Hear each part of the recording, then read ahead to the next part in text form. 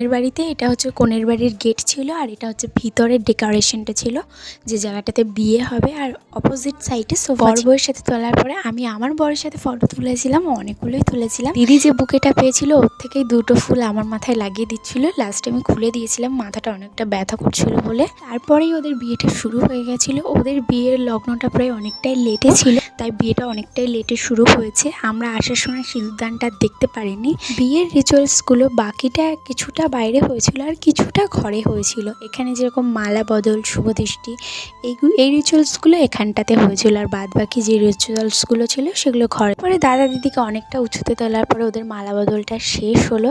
আর সিঁদুরদানটা দেখতে পারিনি, কারণ হচ্ছে আমরা আগেই খেতে বসেছিলাম, কারণ এদের লগ্নটা অনেকটা লেটে ছিল, যেহেতু আমাদেরকে এতটা রাস্তা আসতে হবে।